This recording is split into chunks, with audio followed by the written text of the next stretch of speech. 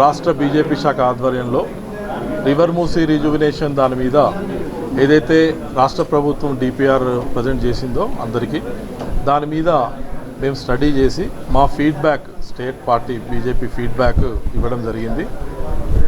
ముఖ్యంగా మీరు గమనిస్తే స్టేట్ గవర్నమెంట్ ఇచ్చిన డిపిఆర్లో మొత్తం 260 కిలోమీటర్ల స్ట్రెచ్ ఆఫ్ మూసీ రిజువినేషన్ చేయాల్సి ఉండగా వాళ్ళు ఇచ్చింది ఓన్లీ 21 కిలోమీటర్ల వరకే సొల్యూషన్స్ ఇచ్చింది.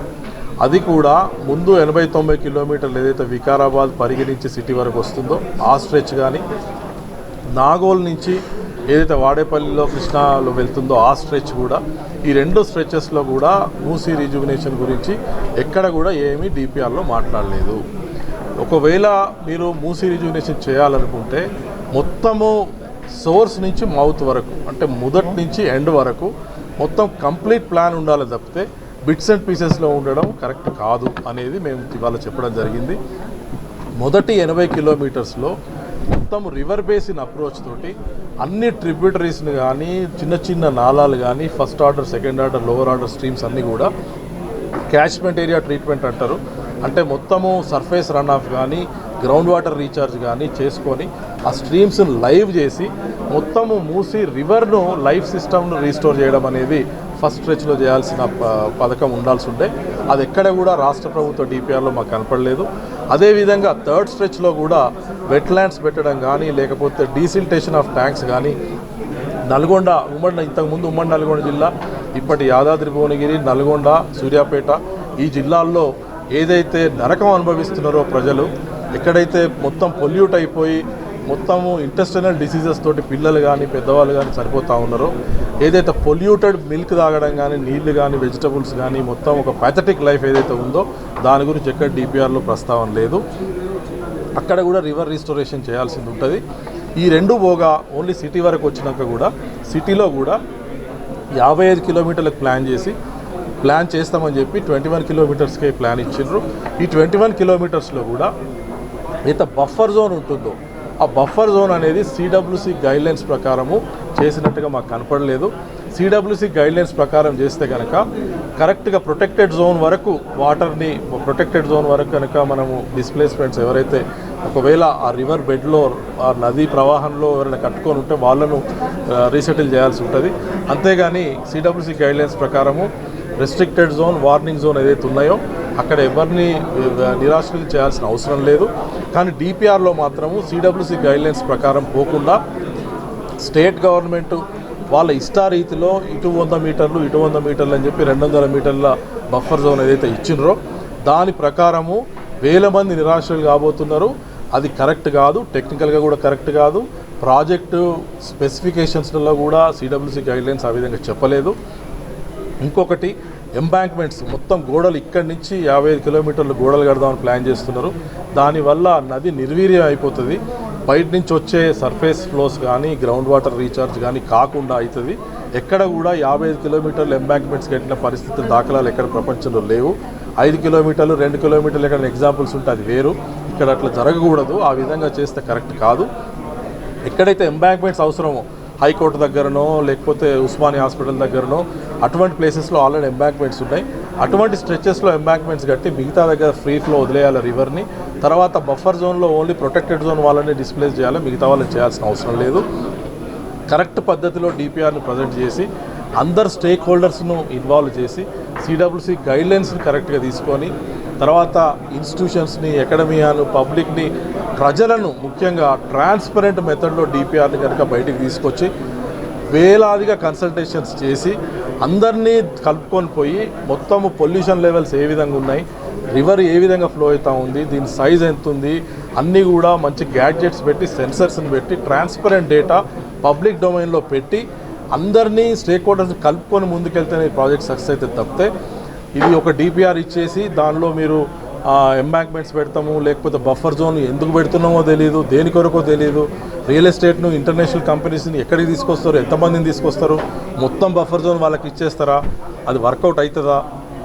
ఇక్కడ ఉన్న వాళ్ళని తీసేసి వార్నింగ్ జోన్లో ఉన్న హ్యాబిటేషన్స్ తీసేసి మళ్ళీ మీరు కొత్తగా టవర్స్ కట్టేటోళ్ళని తీసుకొస్తే అది ఏ విధంగా కరెక్ట్? అది ఉన్న వాళ్ళను సరిగ్గా చేస్తూనే కంప్లీట్గా ఓన్లీ అవసరం ఉన్న ప్రొటెక్టెడ్ జోన్ వాళ్ళని మాత్రం తీయాల్సి ఉంటుంది, మిగతా వాళ్ళని తీయాల్సిన అవసరం లేదు. ఆ భరోసా ఇచ్చేందుకే ఈరోజు రాష్ట్ర బీజేపీ శాఖ ఆధ్వర్యంలో ఈ టెక్నికల్ ప్రజెంటేషన్ ఇవ్వడం జరిగింది. అదేవిధంగా ఈ నదిని లైవ్ చేయాలంటే ఏదైతే లైఫ్ సిస్టమ్ డెవలప్ చేసినా కానీ సొంతంగా నది రివైవ్ అయ్యి ఎకలాజికల్ ఫ్లోస్ ఇనఫ్ లేకున్నా కానీ బయట నుంచి నీళ్ళు తీసుకొచ్చే క్రమంలో ఆల్టర్నేటివ్స్ చాలా ఉన్నాయి. మీరు 10,000 కోట్లు ఖర్చు పెట్టి ఎక్కడి నుంచో మల్లన్న సాగర్ని తీసుకురావాల్సిన అవసరం లేదు. మంజీరా నీళ్ళని తీసుకొని రావచ్చు. ఇక్కడికి ఓవర్ఫ్లోస్ ఉన్నాయి, అక్కడ ఫ్లడ్ ఫ్లో వచ్చినప్పుడు ఫ్లడ్ వాటర్ తీసుకొని ఇక్కడికి రావచ్చు. ఎనీవేర్ ఫ్రమ్ 200 కోట్ల నుంచి ఒకవేళ already existing Manjira pipe lines వాడితే కనుక మీకు అసలు ఎక్స్ట్రా కాస్ట్ కూడా అవసరం లేదు. ఆ నీళ్ళని తీసుకొచ్చి గండిపేట ఉస్మాన్ సాగర్లో కలుపుకోవచ్చు. అది పైన ఇది మన వికారాబాద్ దగ్గర కలుపుకోవచ్చు. గండిపేట ఉస్మాన్ సాగర్ దాకా కూడా అవసరం లేదు. పైన కలిపితే మొత్తం రివర్ లైవ్ అవుతుంది. అది బెస్ట్ మెథడ్. అట్లా కాకుండా మల్లన్న సాగర్ని తీసుకొచ్చినా కానీ మీరు ఉస్మాన్ సాగర్ హిమాయత్ సాగర్ని లైవ్ చేస్తారు, కానీ ఆ పై స్ట్రెచ్ 80 కిలోమీటర్లు వదిలేస్తున్నారు. అది కూడా టెక్నికల్లీ కరెక్ట్ కాదు. చాలా కాస్ట్ ఎఫెక్టివ్ సొల్యూషన్స్ చాలా ఉన్నాయి. మీరు సెంట్రల్ వాటర్ కమిషన్ని కానీ లేకపోతే ఎక్స్పీరియన్స్ ఉన్న మన స్టేక్ హోల్డర్స్ వేరియస్ పీపుల్ని కానీ అందరితో మాట్లాడి చేస్తే ఇది డెఫినెట్గా మూసీ రిజ్యూనేషన్ కావాల్సిందే. చాలా మంచి ప్రాజెక్టు. ఇది రాష్ట్ర ప్రభుత్వాన్ని అభినందించాలి. ఈ ప్రాజెక్టు చేపడతా అన్నందుకు. కానీ చేపట్టే విధానం మాత్రం కరెక్ట్గా లేదు. మేము ప్రాజెక్టుకు సపోర్ట్ ఇస్తున్నాం బీజేపీ, కానీ అది చేసే విధానంలో మాత్రం చాలా తప్పులు తడకలతో ఉంది. దాన్ని అన్నింటి కూడా సరి చేసుకోవాలని కోరుతా ఉన్నాము. ముఖ్యంగా ఏదైతే ఈ డిస్ప్లేస్ అయ్యే ప్రజలు ఉన్నారో వాళ్ళందరికీ కూడా భరోసా కల్పించాల్సిన అవసరం ఉన్నది. ఈ స్లీప్లెస్ నైట్స్ వాళ్ళకి అవసరం లేదు. సో మంచి డిపిఆర్ని అందరితో కలిసి కూర్చొని తయారు చేసి మూసీ రిజ్యూనేషన్ సక్సెస్ చేయాల్సిందిగా రాష్ట్ర ప్రభుత్వాన్ని కోరుతాం.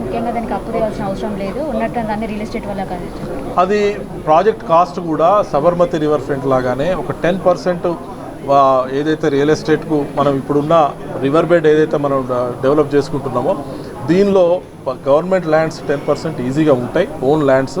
కాబట్టి వేరే వాళ్ళ దగ్గర ఎక్వైర్ చేయాల్సిన అవసరం కూడా లేదు. ఇప్పుడు ఉన్న వాటిని అట్లే ఉంచుతూ ఉన్న వాళ్ళను ప్రొటెక్టెడ్ జోన్లో కాకుండా మిగతా ప్లేసెస్లో వాళ్ళకు లైఫ్ స్టైల్ ఇంప్రూవ్ చేసి అక్కడ పబ్లిక్ ఇన్స్టిట్యూషన్స్ ఏమున్నాయో వాళ్ళని అట్లే పదిలంగా ఉంచి ఈ ఇంటర్నేషనల్ ఏదైతే రియల్ ఎస్టేట్కు వీళ్ళకి ఇద్దాం అనుకుంటున్నారో సబర్మతిలో కూడా 10 to 15% చేసిండ్రు. రియల్ ఎస్టేట్ కనుక మీరు ఇస్తే ఆ ఫండింగ్ తోటే మీరు ఈ ప్రాజెక్ట్ని ఫినిష్ చేయొచ్చు. మీరు వేరే అప్పులు తీసుకురావాల్సిన అవసరం లేదు. ఈ ప్రాక్టీస్ వరల్డ్ వైడ్ చాలా ప్లేసెస్లో ఉంది. ఎంత అవసరమో అంతవరకు మీరు పబ్లిక్ ల్యాండ్స్ను ప్రైవేట్ చేసి అంటే రియల్ ఎస్టేట్ చేసి ఇంటర్నేషనల్ మార్కెట్కు ఓపెన్ చేసి ఆ ఫండింగ్ని దీనికి తీసుకొని రావచ్చు. ఇది పర్ఫెక్ట్లీ వ్యాలిడ్ ప్రపోజల్ ఉంటుంది. ఇది కాకపోతే it should be limited to about 10%. మిగతా 90% ఉన్న ఎవరికైతే నిరాశ్రయులు చేయకుండా ఉండాలనో వాళ్ళని చేయకుండా ఉంచుతూ at the same time already public immunities ఏవైతే ఉన్నాయో వాటి మీద కాన్సన్ట్రేట్ చేస్తూ ఇప్పుడు ఉన్న వాటిని డెవలప్ చేసుకునే పద్ధతి మంచి పద్ధతి. అది కరెక్ట్ మెథడ్. కాకపోతే అసలు రివర్ ఫ్రంట్ డెవలప్మెంట్ అంతా కూడా రివర్ రిజ్యూనేషన్ చేయకుండా ఫస్ట్ క్యాచ్మెంట్ ఏరియాను ముట్టుకోకుండా సువరేజ్ లైన్స్, ఇప్పుడు హైదరాబాద్లో సువరేజ్ లైన్స్ ఎన్ని ఇండ్లు సువరేజ్ లైన్స్ కనెక్ట్ అయి ఉన్నాయి, మీరు వాటిని ముందు కనెక్ట్ చేయకుండా ముందు మీ మున్సిపల్ అడ్మినిస్ట్రేషన్ ఇప్పుడు జిహెచ్ఎంసీ పరిధి పెంచింది, 3 కార్పొరేషన్స్ చేసింది, మోర్ విలేజెస్ ఇందులో యాడ్ అయినాయి. మీరు ప్రతి ఇంటిని కనుక మీరు సువరేజ్కు కనెక్ట్ చేస్తే గ్రిడ్ కనెక్ట్ చేసి సువరేజ్ పైప్ లైన్స్లో కనుక అందరి ఇండ్లలోంచి వెళ్ళే సువరేజ్ అంతా కూడా దానిలోకి పోతుందని మీరు కాన్ఫిడెన్స్ ఉన్నప్పుడు దాన్ని ఎస్టీపీకి తీసుకుపోగలుగుతారు. అదేం కనెక్షన్సే లేకుండా ఎస్టీపీలు కడతారు, ఇవి కనెక్ట్ కావు. ఆ ఎస్టీపీలు కట్టేం లాభం?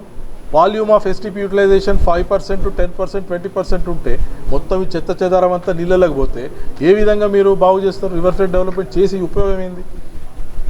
కాబట్టి దీన్ని టెక్నికల్గా ఆలోచించి స్టేక్ హోల్డర్స్ అందరిని ఇన్వాల్వ్ చేసి డిపిఆర్ కరెక్ట్గా చేసి రివర్ రిజ్యూనేషన్ ప్రోగ్రామ్ను ముందుకు తీసుకుపోవాల్సిందిగా కోరుతాం.